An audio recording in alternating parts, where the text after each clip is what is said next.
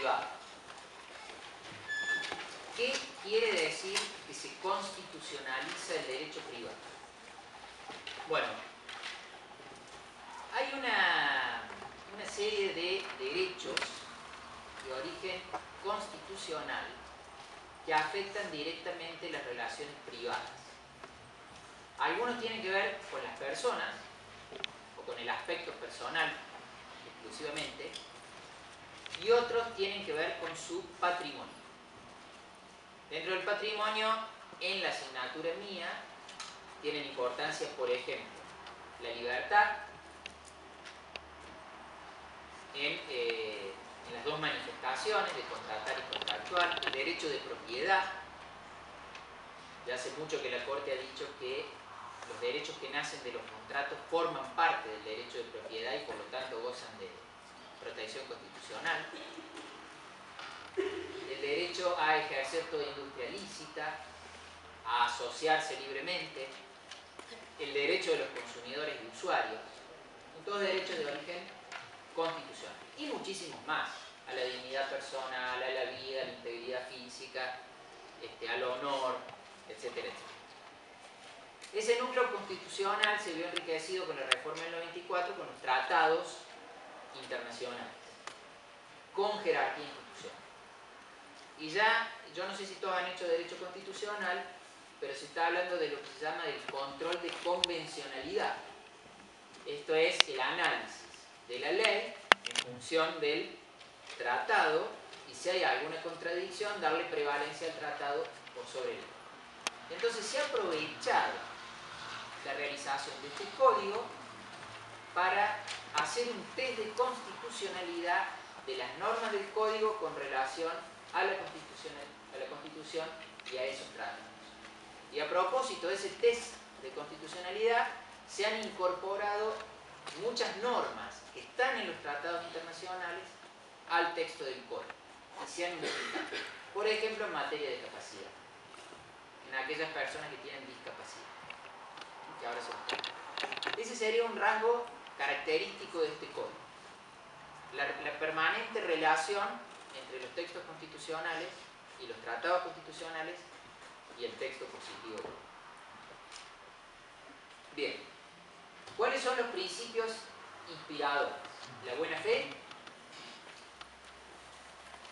la prohibición del ejercicio abusivo de los derechos,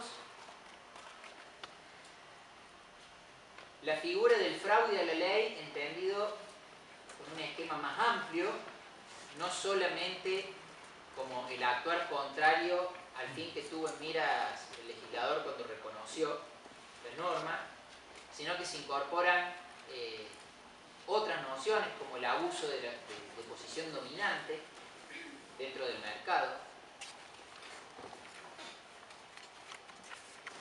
Dentro del abuso del derecho se excluye el abuso de la personalidad jurídica, que no está reservado exclusivamente a las sociedades comerciales, sino que ahora se aplica a todo tipo de personas jurídicas. Se establece una nueva regulación acerca de la disposición del cuerpo humano y del consentimiento y de las posibilidades que tengo con relación a tratamientos médicos e incluso a la disposición del cuerpo cuando hay que fallecer. Y se han receptado lo reglado en distintas leyes y tratados internacionales al respecto. En materia del comienzo de la persona, como les decía,